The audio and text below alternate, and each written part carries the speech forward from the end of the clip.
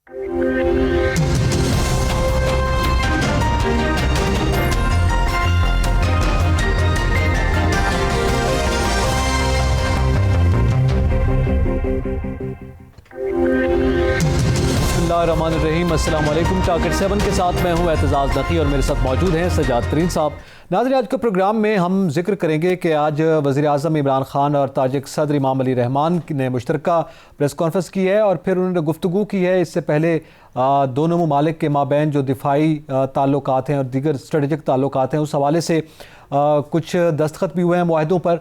और फिर जनूबी एशियाई ख़ित्ते के हवाले से भी गुफ्तगू की गई है। कश्मीर का मामला भी डिस्कस किया गया है, अफ़गानिस्तान की सूरत हाल का भी जिक्र किया गया है, तो इसका भी जिक्र करेंगे आज के प्रोग्राम में। इसके साथ साथ हम बात करेंगे कि आज एक अहम फैसला वज़ीर तालीम शफ़क़त महमूद की सरबराही में जो बैनुल-सूबाई वज़राए तालीम हैं उनके दरमियान एक मीटिंग हुई है और उसमें ये फ़ैसला हुआ है कि जो मैट्रिक के इम्तिहानात हैं उसके अख्तियारी मज़ामीन के इम्तिहानात 10 जुलाई के बाद लिए जाएंगे। इस हवाले से भी बात करेंगे। इसके साथ साथ मियाँ शहबाज शरीफ के केस बैरून मुल्क जाने के हवाले से जो केस सुप्रीम कोर्ट में था वो हुकूमत ने उनके ख़िलाफ़ अपील वापस ले ली है और मियाँ शहबाज शरीफ ने भी तौहीन अदालत की जो अपील की हुई थी, केस किया हुआ था हुकूमत पर, वो भी वापस ले लिया गया। इसका भी हम जिक्र करेंगे। और इसके साथ साथ एक अहम मामला है कि सराइकी ज़ुबान को पार्लिमानी ज़ुबान का दर्जा दिलवाने के हवाले से खैबर पख्तूनख्वा असम्बली में एक रेजोल्यूशन जो है वो पेश की गई है और उस हवाले से स्टेटमेंट्स का सिलसिला भी जारी है। पीपल्स पार्टी के MPA हैं अहमद कुंडी साहब, उन्होंने KPK असम्बली में ये पेश की है, उसका भी जिक्र करेंगे। शाहतरीन साहब, सबसे पहले तो ये कि वज़ीर आज़म इमरान ख़ान ने जो ताजिक सदर के हमरा मुश्तरका आज प्रेस कॉन्फ्रेंस की गुफ्तगू की, आपके इल्म में है दोनों ममालिक के माबैन ताल्लुकात पहले से मौजूद हैं और मुअज़्ज़ज़ मेहमान का मुल्क में आना ज़ाहिर है हमारे लिए भी बाइस इज़्ज़त है, लेकिन इसके साथ साथ ये जो ज़ाहिर है MOUs हुए, मुआहदे हुए, आज वज़ीर आज़म ने एक स्टेटमेंट दी इसी प्रेस कॉन्फ्रेंस के दौरान जब दोनों गुफ्तगू कर रहे थे मीडिया से, तो वज़ीर आज़म ने ये कहा कि ताजिकिस्तान और पाकिस्तान के दरमियान ट्रेड उस वक्त ही बेहतर हो सकती है जब तक अफ़गानिस्तान का मामला जो है वो हल हो जाए। अगर वो हल नहीं हो सकता या उसमें अमन नहीं होता तो फिर ज़ाहिर है ये मुतासिर हो सकती है। तो आप इस हवाले से क्या समझते हैं कि ये दो ममालिक के ताल्लुकात ख़ित्ते और बिलख़ुसूस अफ़गानिस्तान के हवाले से कितनी अहमियत रखते हैं? देखिए, मैं अर्ज़ करूँ कि सोवियत यूनियन जब अलहदा हुआ, टुकड़े टुकड़े उसके हुए, वो मुख्तलिफ़ रियासतें बनी, तो वहाँ बहुत सारी रियासतें ऐसी हैं जिनसे पाकिस्तान के कारोबारी ताल्लुकात हो सकते हैं, उनसे तिजारत हो सकती है, उनसे बातचीत हो सकती है और उनके भी फ़ायदे में हमारे भी फ़ायदे में है। लेकिन बदकिस्मती ये है बदकिस्मती ये है कि अफ़गानिस्तान में अमन ना होने की वजह से ट्रेड नहीं हो पा रहा और अफ़गानिस्तान में जो अमन की सूरत हाल है वो मुझे नहीं लगती कि आने वाले दिनों में भी मुमकिन हो पाए, क्योंकि अमेरिका वहाँ से जा रहा है और हमने एक प्रोग्राम किया था जिसमें रहीमुल्लाह यूसुफ़ज़ई साहब भी हमारे साथ थे। तो ऐसे लग रहा है कि अफ़गानिस्तान में फिर सूरत हाल जो है वो एक खाना जंगी की तरफ जाएगी, वार लॉर्ड्स आपस में लड़ेंगे और वो सूरत हाल ख़राब होगी और तालिबान जो हैं वो बहुत सारे इलाके पर वो काबज़ हो जाएंगे और अभी भी वो काबज़ है। अशरफ गनी साहब की वो पूरे कोई अफ़गानिस्तान में हुकूमत नहीं है। तो ऐसी सूरत में ये उम्मीद करना कि ये अफ़गानिस्तान से ताल्लुकात जो है ना वो बेहतर बनाए जाएं या वहाँ कोई अमन हो जाएगा तो हम तिजारत कर सकेंगे जितनी भी रियासतें हैं उनसे, तो मुझे नहीं लगता कि ऐसा हो सके, ना ही ऐसा कोई नज़र आ रहा है। प्राइम मिनिस्टर इमरान ख़ान साहब ने बात ठीक कही है कि अगर अफ़गानिस्तान में अमन होगा तो तिजारत होगी ना, अफ़गानिस्तान में अमन नहीं हो सकता। दूसरी बात जो प्राइम मिनिस्टर इमरान ख़ान ने इसी अपनी उसमें की है तकरीर में, उन्होंने प्रेस कॉन्फ्रेंस में वो दूसरी बात उन्होंने जो आप जिक्र कर रहे हैं कश्मीर के हवाले से जिक्र कश्मीर का उन्होंने कहा, ताजिक सदर ने भी इस पे बयान दिया। उन्होंने कहा कि कश्मीर के साथ, इंडिया के साथ तिजारत करना कश्मीरियों से गद्दारी होगी। अब क्वेश्चन ये है, जब तक कि वो 5 अगस्त वाला इक़दाम वापस नहीं लेता। मैं ये समझता हूँ कि देखिए 5 अगस्त के इक़दाम ऐसे प्रेस कॉन्फ्रेंसिंग करने से या ऐसे नारे मारने से वो वापस ले लेंगे इंडिया वाले? क्या सवाल ये पैदा होता है कि जब से उन्होंने ये इक़दाम किया है बहुत टाइम गुजर गया इसमें, क्या हमारी वजारत ख़ारजा ने कोई इंडिया पे प्रेशर बिल्ड किया है? क्या मुसलमान ममालिक हमारे साथ खड़े हुए हैं? क्या हमारे अरब दोस्त जिनके लिए हम मरने के लिए हर वक्त तैयार रहते हैं, क्या हमारे अरब दोस्त जो हैं जिनके लिए यहाँ जो तजवीज़ें पेश की जाती हैं कि जी आप अरबों के साथ ईद मना लें और अरबों के चांद देखने के साथ ये कर लें, क्या वो अरब दोस्त हमारे साथ खड़े हुए हैं? کیا انہوں نے انڈیا، آپ یقین مانیں کہ پرائم منسٹر عمران خان یہ جو باتیں کرتے ہیں کہ جی غداری ہوگی، یہ پریس کانفرنسیں کر کے قوم کو جوش دے کے خوش کر کے تو ہم رہ سکتے ہیں ایسے، لیکن نقی صاحب آپ یقین مانیں کہ سعودی عرب صرف ایک اعلان کر دے کہ جناب فلاں تاریخ تک اگر یہ سٹیٹس کشمیر کا وہ پہلے والا بحال نہیں ہوتا جو 5 اگست کے بعد ختم ہو گیا ہے، تو انڈیا کی لیبر واپس کر دی جائے گی۔ آپ یقین مانیں نہ صرف وہ واپس کر لیں گے دونوں آرٹیکل، اس کے علاوہ وہ سہولیات بھی اور بہت زیادہ دے دیں گے، کیونکہ ان کا بہت زیادہ ان کی لیبر جو ہے وہ عرب ممالک اور خاص طور پر سعودی عرب میں موجود ہیں۔ بڑی اہم بات یہ تو نہیں کرتے نا، یہ ایسا یہ نہیں کرتے۔ اور ہماری حالت یہ ہے کہ ہمارے جو وزیر خارجہ ہیں جناب محترم ملتانی، ہمارے مخدوم شاہ محمود قریشی صاحب، وہ ان کی اچھل کود تو تاریخی ہے نا، کہ وہ عرب میں ادھر جا رہے ہیں پھر ادھر جا رہے ہیں، جی آج وہ فلاں کے پاس جا رہے ہیں، پھر ایران بھی چلے گئے ہیں، فلاں جگہ بھی چلے گئے، سعودی عرب بھی عراق کے دورے پہ گئے ہوئے تھے۔ وہ گھومتے رہتے ہیں، صرف ان کی اچھل کود ہے۔ کسی ملک نے سوائے ایران کے اور ترکی کے کوئی ملک ایسا نہیں ہے جس نے ہمارے کندھے سے کندھا ملا کے کہا ہو کہ کشمیر پہ ظلم ہو رہا ہے۔ لیکن ان دو ممالک نے بھی کیا ہماری سفارتی کوشش سے کہا ہے یا ان کی اپنے؟ نہیں، میں یہ سمجھتا ہوں کہ دیکھیں ترکی ہے جیسے اور ایران ہے، ایران سے تو ہمارا ایک خاص دوستانہ اور برادرانہ تعلقات بھی ہیں، ہمارے ساتھ کھڑا رہتا ہے۔ وہ تو انہوں نے کشمیر پہ جو ظلم ہو رہا ہے اور ایون دنیا بھر میں جہاں ظلم ہوتا ہے وہ ایرانی لیڈرشپ اس پہ احتجاج کرتی ہے، چاہے وہ فلسطین میں ہو چاہے وہ اس پہ ہو، اور اگر ان کی کوئی سپورٹ بھی کی جا سکتی ہے تو وہ کرتے ہیں۔ وہ اس حوالے سے انہوں نے کیا ہے۔ ہماری جو وزارت خارجہ ہے اور ہمارے جو وزیر خارجہ ہیں، میں آپ کو ایک بات بتاؤں، ہمارے شہر کے ہیں لیکن مخدوم شاہ محمود قریشی صاحب ایک ناکام وزیر خارجہ ہیں۔ اچھا، ان کی کارکردگی جب کبھی لکھی جائے گی، جب وہ پیپلز پارٹی کے دور میں بھی تھے وہ اس وقت بھی ناکام وزیر خارجہ تھے، اور یہ بات مجھے خود یوسف رضا گیلانی صاحب نے ایک انٹرویو میں کہی کہ ان کو اس لیے ہٹایا گیا تھا کہ وہ امریکنز کے ساتھ زیادہ تعلقات بڑھانے، اپنے ذاتی تعلقات بڑھانے کے چکر میں لگے ہوئے تھے، اور جو ہمارے حکومتی اور وہ معاملات تھے ان کو جو ہے نا وہ نظر انداز کر رہے تھے، تو اس لیے ان کو وزارت خارجہ سے ہٹا کے واٹر اینڈ پاور۔ ملتان میں ان کی ظاہر ہے جو انتخابی سطح پہ اور سیاسی طور پر مخاصمت موجود ہے۔ اس وقت تو یوسف رضا گیلانی وزیر اعظم تھے اور یہ ان کی کیبنٹ کے وزیر تھے نا، جب یہ ہٹے تو اس وقت انہوں نے یہ بات کہی۔ تو میں یہ سمجھتا ہوں کہ وزارت خارجہ کی ہماری اوور آل جو ہے نا، ویسے ہم کہتے رہیں گے ہم بہت کامیاب ہیں، ہماری بہت بڑے، کوئی وزارت خارجہ کا کوئی وہ نہیں ہے، کوئی ان کی کارکردگی نہیں ہے۔ کشمیر ایشو پر میں سمجھتا ہوں جو ہونا چاہیے تھا وہ نہیں ہوا۔ اب ہم یہ کہتے رہیں گے، ہم بھی کہیں گے، پرائم منسٹر عمران خان بھی کہہ رہے ہیں کہ کشمیریوں کے ساتھ غداری ہے، انڈیا سے تجارت کرنا، یہ کرنا، لیکن سوال یہ ہے کہ 5 اگست کے اقدامات واپس کرنے کے لیے، انڈیا پر دباؤ بڑھانے کے لیے کچھ کیا، کچھ دنیا بھر میں پروٹیسٹ ہوگا۔ اب دیکھیں یہ اسرائیل نے جو ظلم کیا فلسطین پہ، جو فلسطینیوں نے دنیا بھر میں پروٹیسٹ کیے، دوسرے اقوام بھی ان کے ساتھ کھڑی ہوئی، امریکہ میں بھی ہوئے، کشمیر کے ایشو پر چھوٹے چھوٹے پروٹیسٹ ہوئے، اس کے بعد خاموش ہو گئے نا، دنیا کوئی متوجہ نہیں ہوئی، کسی نے کوئی بات نہیں سمجھی، اور جب کسی سے بات کرو دنیا میں وہ کہتے ہیں جی آپ کا معاملہ ہے، آپس میں آپ بیٹھ کے طے کریں۔ اچھا، اس میں یہ بڑا اہم موازنہ کیا ہے آپ نے، کشمیر کا معاملہ ہے، فلسطین کا معاملہ ہے، دونوں معاملے ہمارے ہیں، لیکن اس پہ پروٹیسٹ ہوا دنیا بھر میں، تو کیا اس سے ہم ترین صاحب یہ مان ہی لیں گے کہ فلسطین کی سفارتی کوششیں جو ہیں وہ بہت تیز ہیں ہماری نسبت، اور ہم کشمیر پر اس طرح کی سفارتی کوشش نہیں کر پائے یا سفارتی طور پر کامیاب نہیں ہو پائے؟ نہیں، میں یہ سمجھتا ہوں کہ جو کشمیر جو فلسطین ہے، فلسطینی جو ہیں وہ بیچارے بہت مظلوم ہیں، ان پر جو ظلم ہوا لوگوں نے وہ محسوس کیا اس کا درد، اور لوگ خود بخود باہر نکلے۔ ان کی کوئی سفارتکاری نہیں ہے، ایسا کوئی ان کے پاس فوج نہیں ہے، کوئی ان کے پاس کوئی اسپیشل ایسی چیز نہیں، جہاز نہیں ہے، لیکن ان پر جو جس طرح ظلم ہوا اس ظلم کو پوری دنیا نے محسوس کیا، اور پوری دنیا سڑکوں پہ آئی۔ لوگ آپ دیکھیں لاکھوں مارچ ہوئے ہیں، امریکہ میں ہوئے ہیں، پوری مہذب دنیا میں ہوئے ہیں۔ افسوس یہ ہے کہ یہ کشمیر والا ایشو اس طرح نہیں اٹھایا جا رہا۔ دیکھیں ہم کشمیر کے ترجمان ہیں، جناب عمران خان صاحب جو ہیں وہ کشمیر کے وکیل ہیں، انہوں نے خود کہا ہے کہ میں کشمیر کا وکیل ہوں، تو انہوں نے سوائے ایک UN میں جو تقریر کی تھی اس کے علاوہ کشمیر کے لیے اب تک کیا کیا، عملی قدم کیا، عملی طور پر کیا اقدام کیے جس سے بھارت دباؤ میں آیا ہو اور اس نے کہا کہ ہاں جی ہم یہ اقدامات ختم کرتے ہیں اور آپ سے تجارت کرتے ہیں۔ دیکھیں امریکہ کی جانب سے دباؤ ہے دونوں ممالک پر، پاکستان پر بھی انڈیا پر بھی، کہ آپ بات چیت کریں اور اپنی تجارت اوپن کریں، لیکن کشمیر کا جو معاملہ ہے اس پر کوئی بات نہیں کر رہا۔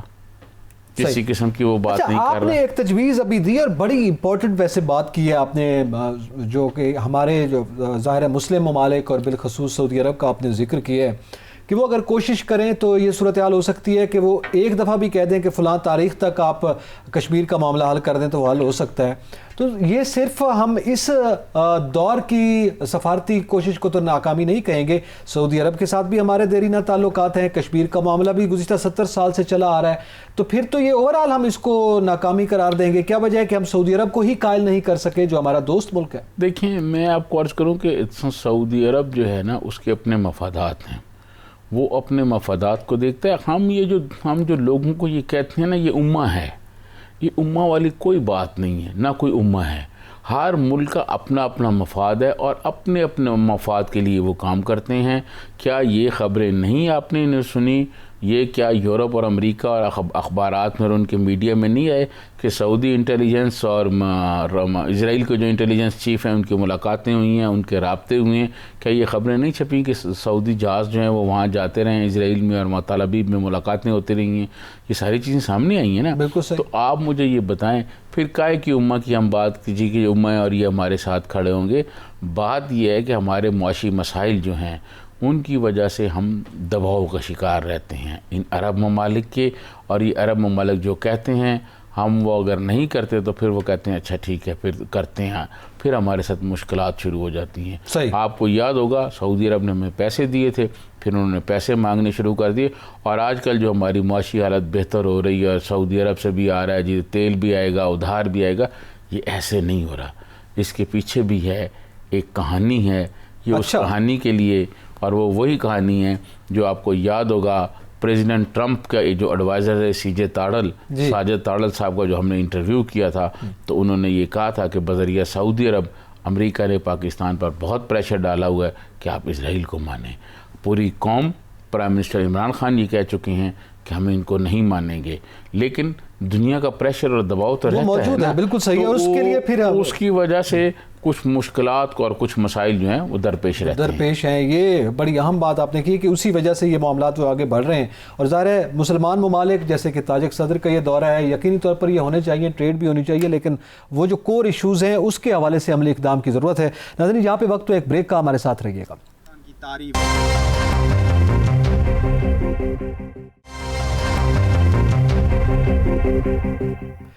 वेलकम बैक नाजरीन। अब जिक्र करेंगे वज़ीर तालीम शफ़क़त महमूद की जानिब से जो ऐलान किया गया प्रेस कॉन्फ्रेंस करते हुए। उन्होंने ये बताया कि जो बैन सूबाई वज़राए तालीम के दरमियान इजलास हुआ और फिर ये फ़ैसला हुआ कि जो इम्तिहानात हैं 10 जुलाई के बाद वो तो लिए जाएंगे, मैट्रिक के भी और 11वीं 12वीं जमात के भी, और इम्तिहानात के बिना जो है वो पास नहीं किया जाएगा। उन्होंने ये हवाला भी दिया कि इससे पहले ज़ाहिर है बच्चों को ऐसे ही पास कर दिया गया था, लेकिन इस बार जो है वो इम्तिहानात लाजमी लिए जाएंगे, ये फ़ैसला किया गया है। लेकिन उसमें जो है वो वक्फ़ा रखा जाएगा कि बच्चे जो है वो तैयारी कर लें, और कुछ उसकी टेक्निकल वजूहात और उसकी डिटेल्स जो हैं वो भी सामने रखी हैं आज वज़ीर तालीम ने। सर, कैसा फ़ैसला है ये बच्चों के पेपर्स के हवाले से आप समझते हैं? इससे पहले तो फ्री फंड में सब पास हो गए। इसमें एक जो कन्फ्यूजन है, बहुत सारे वालिदैन ने मुझे भी फ़ोन करके कहा कि ये आप चेक करें कि ये कौन कौन से सब्जेक्ट होंगे जिनके ये एग्ज़ाम दिए जाएंगे। अब देखें, बात ये है कि बहुत सारे वालिदैन आज बहुत परेशान हुए वज़ीर तालीम शफ़क़त महमूद की प्रेस कॉन्फ्रेंस के बाद। वो कुछ ख़बरें ऐसी रिपोर्ट्स हुई हैं कि वो जो अख्तियारी मज़ामीन हैं उनके लिए जाएंगे। अब कुछ बच्चे ऐसे हैं जिन्होंने जो फर्स्ट ईयर में तो इन्होंने प्रमोट कर दिए, ग्रेड नहीं उनको दिया कि जी आप सेकंड ईयर कर देंगे। अब उसके बाद उसमें उनके साइंस सब्जेक्ट हैं, फिज़िक्स है, केमिस्ट्री है, बायो है, ये ज़रा उनको तफसील से बताना चाहिए कि ये क्या क्या होगा, ये बच्चे किस तरह होंगे, कौन कौन से पेपर होंगे जो लिए जाएंगे, प्रैक्टिकल नहीं होगा ओके, बाकी जो होंगे। देखें, कुछ बच्चे हैं जो साइंस सब्जेक्ट पढ़ते हैं, कुछ बच्चे हैं जो कंप्यूटर्स और दीगर है, तो उन आर्ट्स ग्रुप है, तो उनमें ये मतलब बताना कि कौन से पेपर होंगे, कौन से होंगे, ये ज़रा पोजीशन क्लियर करनी चाहिए। एक बात। दूसरी बात जो है, इस दफ़ा ऑनलाइन पढ़ाई हुई है बच्चों की, और मैं समझता हूँ ये ऑनलाइन पाकिस्तान में कोई कामयाब सिस्टम नहीं है। ये लाहौर, कराची, इस्लामाबाद और इन ऐसे शहरों में है, लेकिन फिर मैं वही बात करूँगा कि राजनपुर में जो बैठे हुए हैं, जो डेरा गाजी खान में बैठे हुए हैं, जो मुजफ्फरगढ़ में हैं, जो मियाँ वाली में लोग بیٹھے ہوئے ہیں, بدین میں بیٹھے ہوئے ہیں, اور اس طرح شکارپور اندرون سندھ جو بچے بیٹھے ہوئے ہیں ان کے ہاں تو لائٹ نہیں ہے, نیٹ کی پرابلمس ہیں, ٹیلی فون سگنلز کی پرابلم ہے. پرائم منسٹر عمران خان کے حلقے میں میاں والی میں یہ مسائل پیدا ہو رہے ہیں کہ آپ ٹیلی فون کریں, ٹیلی فون کے وہاں بوسٹر نہیں لگے ہوئے. تو یہ میرے خیال میں شفقت محمود صاحب وضاحت کریں, یا پھر یہ جو صوبائی ایجوکیشن منسٹر ہیں وہ اس پر وضاحت کریں کہ یہ کس طرح ہوگا, یہ کون کون سے پیپر ہوں گے اور کس طرح یہ کیا جائے گا, بھی دور کی جائے, اور پھر جو مشکلات ہیں اس میں اس کا بھی ذکر کرتے ہیں. ہمیں جوائن کیا ہے معروف ماہر تعلیم ہے پروفیسر ڈاکٹر خالد سلطان صاحب. بہت شکریہ پروفیسر صاحب وقت دینے کا. سر آپ سے ہم جاننا چاہیں گے, آج یہ اناؤنسمنٹ سامنے آ گئی کہ بچوں کے پیپرز جو ہے وہ لیے جائیں گے گزشتہ سال کے برعکس اس سال پیپرز ہوں گے, اور ان کے اس کی بنیاد پر ایوریج جو ہے وہ نمبرز کی دی جائے گی. بطور ماہر تعلیم آپ کیا سمجھتے ہیں, بچوں کے حوالے سے کتنی حد تک آسانی ہے, کتنی حد تک مشکلات ہیں؟ جی سب سے پہلے بہت بہت شکریہ. میرے خیال میں جو حکومت نے یہ فیصلہ کیا ہے بڑا ویلڈ فیصلہ ہے. ان کو یہ کرنا چاہیے تھا, کیونکہ ہمارا پچھلے سیمسٹر کا ایکسپیرینس رہا ہے کہ جن لوگوں نے امتحانات نہیں دیے یا ایون آن لائن بھی دیے اس کا سٹینڈرڈ ویسے نہیں تھا, جس کی وجہ سے بڑا حادثہ پیدا ہوا. تو میں یہ چاہتا ہوں نا کہ جو حکومت نے جو فیصلہ کیا it was a timely decision and it was a decision in a right direction, اور یہ بالکل ٹھیک ٹھاک ہے. جہاں تک طلباء کے مسائل کا تعلق ہے تو ان کو بہت زیادہ مسئلے ہیں. اس کی ریزن یہ ہے کہ کیونکہ ہم جو ہے ٹریڈیشنل ایجوکیشن کی وجہ سے آن لائن ایجوکیشن سے سرچ کر چلے گئے ہیں, تو اس سے بڑی مشکلات ہو رہی ہے. ٹیکنالوجیکلی ہم اتنے ایڈوانس نہیں ہیں, اور جب ٹیکنالوجی آپ کے پاس نہیں ہو, آپ کے پاس نو ہاؤ نہیں ہو, آپ ڈیجیٹل ایٹیکیٹس اور ریسپانسبلٹی سے باخبر نہیں ہو, تو آپ کو بڑے مسائل پیدا ہوتے ہیں. صحیح. جی پروفیسر صاحب یہ بتائیے گا سر کہ اس میں کچھ سبجیکٹس کا کلیئر نہیں کیا گیا کہ کون سے سبجیکٹ جو ہیں وہ آرٹس والوں کو دینے ہوں گے اور کون سے کمپیوٹر والوں کو دینے ہوں گے اور کون سے جو ہیں وہ سائنس سبجیکٹ کے جو اسٹوڈنٹس ہیں ان کو دینے ہوں گے. اس حوالے سے تھوڑی رہنمائی فرمائیں گے تاکہ یہ پوری قوم سن رہی ہے, یہ ذرا بتائیں کہ کیا اس میں فارمولہ ہوگا. آپ کے سوال کا پہلا حصہ مجھے صحیح سنائی نہیں دیا, کائنڈلی آپ دوبارہ مجھے بتائیں. میں پروفیسر صاحب میری آواز آ رہی ہے آپ کو؟ جی بالکل اب آ گئی. میں یہ پوچھنا چاہتا ہوں کہ ہمارے ہاں جو ہے کچھ بچے سائنس سبجیکٹ کے اسٹوڈنٹ ہیں, کچھ بچے آرٹس کے ہیں اور کچھ کمپیوٹرز وغیرہ کے ہیں. تو میں یہ پوچھنا چاہتا ہوں کہ ان میں کون کون سے ایسے سبجیکٹس ہوں گے, کون کون سے پیپر ہوں گے جو سائنس والے بچوں کے لیے جائیں گے, کون سے ہیں جو آرٹس والوں کے لیے جائیں گے, اور کمپیوٹرز والے یہ اس میں اگر یہ لیے جائے انہوں نے اختیاری کہا, یہ کس طرح پھر اس کو کیا جائے گا؟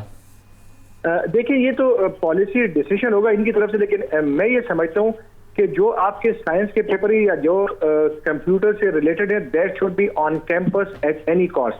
اور یہ کہ ٹیکنالوجی اتنی ڈیولپ ہو گئی ہے کہ ایون اگر آپ آن لائن لرننگ بھی کرتے ہو نا, تو ایسے ماڈرن ٹیکنیکس آ گئی ہیں کہ آپ اس سے پڑھ کے اور یونیورسٹی میں آ کے فیس ٹو فیس فزیکلی آپ امتحان دے سکتے ہو. تو میری سجیشن یہی ہوگی کہ جو سائنس کے اور کمپیوٹر ریلیٹڈ ایگزام ہے that should be definitely on campus. ہاں جہاں تک آرٹس کے سبجیکٹ ہیں, سوشل سائنس کے سبجیکٹ ہیں, وہ آپ اگر اس پہ آپ تھوڑی اس کو چھوٹ بھی دے دیں, ذرا آسانی بھی پیدا کر دیں, تو اس سے حرج نہیں ہوگا. اچھا پروفیسر صاحب آپ یہ سمجھتے ہیں کہ اب ظاہر ہے یہ جو فیصلہ ہوا جسے آپ نے کہا کہ یہ بڑا اچھا ڈیسیژن ہے, اس میں آپ کو پتہ ہے اس سے پہلے اسٹوڈنٹس جو ہے وہ اپنی مشکلات کا اظہار کر رہے تھے, کچھ احتجاج کر رہے تھے, اس سے آپ کیا سمجھتے ہیں کہ جو تعلیمی مشکلات جن کا بھی آپ نے ذکر کیا ہے ان کا ازالہ ہو چکا ہے اب؟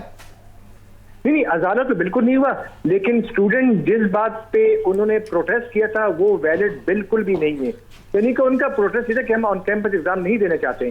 دیکھیں جب آپ پڑھائی کرتے ہو, اگر لیٹ سے آپ کو فیکلٹی کا مسئلہ ہے, ان کی آن لائن ٹیچنگ صحیح نہیں ہے, یا آپ کو ٹیکنالوجی فراہم نہیں کی گئی ہے, تو آپ اس ایشو کو اپنے ریلیونٹ ادارے کے ساتھ, ٹیچر کے ساتھ, ایجوکیشن منسٹری کے ساتھ اس کو شیئر کریں. اچھا پروفیسر صاحب یہ بتائیے گا, یہ جو بچوں کا ٹائم آف پیریڈ جو ڈسٹرب ہوا ہے اور کلاسز جو وقت پہ شروع نہیں ہو سکیں, اور اس کا جو گیپ ہے اس کو اب کیسے کم کیا جائے گا؟ دیکھیں کم نہیں ہو سکتا, لیکن جو کہ دنیا میں ایک ٹریڈیشن ہے کہ جب کسی بھی ایشو کے حوالے سے کچھ کورس کا حصہ کم پڑھایا جاتا ہے یا اس میں کوئی ہر جاتا ہے, تو آپ اکارڈنگلی اسی حصے میں اس کا امتحان لیتے ہو جو کہ ڈسکس ہو چکا ہوتا ہے. یہ کبھی نہیں ہو سکتا کہ ٹیچر نے ایک ایشو, ایک چیپٹر, ایک کانٹینٹ نہیں پڑھایا ہو, اس میں سے امتحان لیا جائے. ہم سمجھتے ہیں کہ حالات اتنے ٹھیک نہیں ہیں, بڑے مسائل تھے, تو اس پہ تھوڑا بہت کمپرومائز کیا جا سکتا ہے. کہ جو کچھ آپ نے پڑھایا آپ اسی میں سے ان کا ایگزام دے دیں. صحیح, بہت شکریہ پروفیسر ڈاکٹر خالد سلطان صاحب, آپ نے اپنا قیمتی وقت دیا اور ہم سے گفتگو کی. یہ ظاہر ایک ماہر تعلیم کی رائے ہے, اور ان کی یہ بات, جیسے ابھی آپ بات کر رہے تھے نا آن لائن کے حوالے سے, تو یہ تو حکومت نے اس کا ازالہ کر دیا نا, کہ ان لوگوں کو, ان بچوں کے جو مسائل ہو سکتے تھے کہ وہ جیسے راجن پور کا آپ نے حوالہ دیا, میاں والی کا حوالہ دیا کہ وہاں پہ وہ کیسے دیں گے, تو اب تو ظاہر ہے وہ فزیکلی پیپرز دیں گے, تو یہ تو کسی حد تک مشکلات میں میرے خیال میں کمی ہوگی ان لوگوں کے. جو شہر میں احتجاج ہوا فیض آباد, آپ کو پتہ ہے یہ احتجاج ہوتا رہا کہ جناب آن لائن پیپرز کے اسٹوڈنٹس کے اپنے مسائل تھے, تو اب تو یہ مسئلہ حل ہو گیا. نہیں دیکھیں, بچے جو ہیں وہ یہ کہہ رہے تھے, ان کا مطالبہ یہ تھا کہ ہمیں زیادہ تر ہماری کلاسز جو ہیں وہ آن لائن ہوئی ہیں, تو لہٰذا اب آپ ہمیں جو ہیں وہ آن لائن ہمارے پیپر لیں. میں یہ سمجھتا ہوں کہ یہ بچوں کا مطالبہ ٹھیک نہیں تھا. صحیح. پاکستان جیسا ملک جو ہے وہاں یہ ممکن نہیں ہے کہ ابھی بچوں کے اگزام جو ہیں وہ آن لائن لیے جائیں. ہمارے پاس اس طرح کے انتظامات نہیں ہیں, اس طرح کے مسائل جو وسائل ہیں وہ نہیں ہیں. جی. تو یہ بالکل ٹھیک ہے کہ وہ بچے آئیں گے امتحانی سینٹر پر, ان کا اگزام ہوگا, اس میں اب جو نصاب ہے اس کو بھی شارٹ کیا گیا ہے, یہ باتیں ساری ٹھیک ہیں. لیکن میں یہ سمجھتا ہوں کہ حکومت کی جانب سے بچوں کو ایک کلیئر میسیج دینا چاہیے کہ جو سائنس سبجیکٹ پڑھنے والے ہیں ان کے کتنے پیپرز ہوں گے, اور ان جو آرٹس پڑھنے والے ہیں ان کے کتنے ہوں گے, جو کمپیوٹرز والے ہیں وہ کتنے ہوں گے, تاکہ وہ بچے اسی طرح پڑھ سکیں. درمیان میں جیسے شفقت محمود صاحب نے یہ کہا کہ جی درمیان میں ایک پیپر کے بعد دوسرے پیپر کے لیے گیپ ہوگا تاکہ بچے تیاریاں کر سکیں, یہ بالکل ٹھیک ہے, یہ اچھے اقدامات ہیں. اور شفقت محمود صاحب چیزوں کو بہت بہتر سمجھتے ہیں. میں سمجھتا ہوں ویسے بچوں میں پاپولر بھی بہت ہیں کہ وہ جب سے وہ وزیر تعلیم بنے وہ کافی اسکول بند رہے ہیں بچوں کے, تو بچے ان کو بہت پسند بھی کرتے ہیں, بہت پاپولر ہو گئے ہیں. وزیر اعظم کے نہیں لگے جتنے وزیر تعلیم کے لگے ہیں. لیکن یہ دیکھیں یہ ہمارا مستقبل ہے. بچے جو ہماری جو قوم ہے, قوم کا مستقبل بچے ہوتے ہیں, آنے والی نوجوان نسل ہوتی ہے. اس کے لیے ایک جامعہ پالیسی سامنے آنی چاہیے, کوئی کنفیوژن نہ ہو, بچے احتجاج نہ کریں, والدین کو پتہ ہو, بچوں کو پتہ ہو. تو میں سمجھتا ہوں اب تو میڈیا بہت ہو گیا, آپ میڈیا پہ آئیں, آپ بتائیں کہ جناب یہ ہے, صوبے بتائیں یہ ہے, تاکہ کوئی کنفیوژن نہ ہو اور بچوں کا جو مستقبل ہے ان میں کوئی کسی قسم کی صورتحال خرابی نہ پیدا ہو, تاکہ وہ اپنے, کیونکہ میں سمجھتا ہوں کہ کرونا کی وجہ سے ہمارے باقی جو زندگی شعبہ زندگی کے تعلق رکھنے والے لوگ ہیں ان پر تو اثر پڑا ہی پڑا ہے, لیکن تعلیم پر بہت پڑا ہے. تعلیم کو بہت متاثر کیا ہے. ہمارے بہت سارے ایسے لوگ ہیں نقی صاحب, جس میں آپ خود بھی شامل ہیں, جو یہ بچوں کو اسکول داخل کرانے گئے اور داخلے شروع ہوئے, فارم جمع کرائے اور پتہ چلا کہ اسکول بند ہو گئے اور وہ آج تک بند پڑے ہوئے ہیں. کیونکہ اب ان کے لیے داخلے ایڈمیشنز کیا ہوں گے. کچھ بچے ایسے ہیں جن کے داخلے کی عمریں آگے ہو گئی ہیں, وہ اب پہلی 1 کلاس میں یا پلے گروپ میں نہیں ہو سکتے, ان کے لیے گیپ آ گیا نا, 2 سال کا گیپ آ گیا, تو ان کے لیے کیا پالیسی ہوگی. پھر اس دوران جو بچے نہیں دے سکے امتحان, ان کے لیے کیا پالیسی ہو گئی. یہ ساری چیزیں ایک واضح طور پر آنی چاہیے. میں یہ سمجھتا ہوں کہ باقی چیزیں تو ہوں گی, لیکن شفقت محمود صاحب ایک بہت اچھے اور بہت سمجھنے والے چیزوں کو منسٹر ہیں, بہت معاملات بہتر طریقے سے چلا رہے ہیں.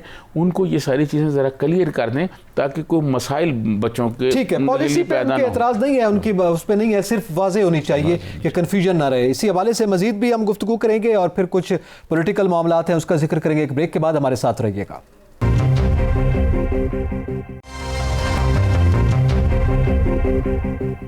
ویلکم بیک ناظرین. اب ذکر کریں گے کہ کے پی کی اسمبلی میں قرارداد منظور ہوئی ہے کہ سرائیکی زبان کو پارلیمانی زبان کا درجہ دیا جائے, اور یہ قرارداد پاکستان پیپلز پارٹی کے پی کے اسمبلی کے ممبر ہیں احمد کنڈی صاحب, انہوں نے پیش کی تھی.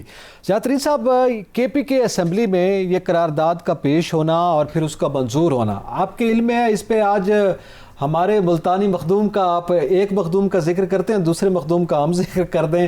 قاسم گیلانی صاحب نے بڑا ٹویٹ کیا ہوا ہے کہ جناب ہم مشکور ہیں احمد کنڈی صاحب کے, اور یہ پیپلز پارٹی کا ہی کمال ہے, وہ قومیتوں کی بات کرتی ہے.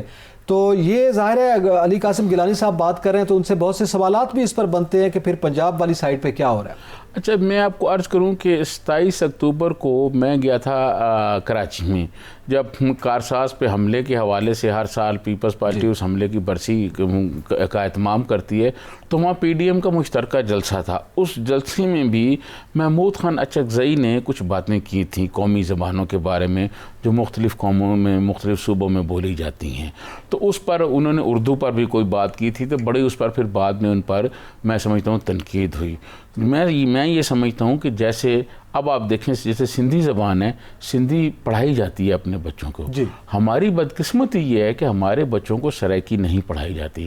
یہ ہمارا تو پہلے شناختی کارڈ میں یہ زبان درج میں نہیں ہوتی تھی. اس کے لیے بھی ہمارے جو سرائکی قوم پرست لوگ ہیں، لیڈرز ہیں، جس میں تاج لنگا صاحب تھے اور بہت پرانے بہت سارے لوگ ہیں، وہ احتجاج کر کے انہوں نے شامل کرایا.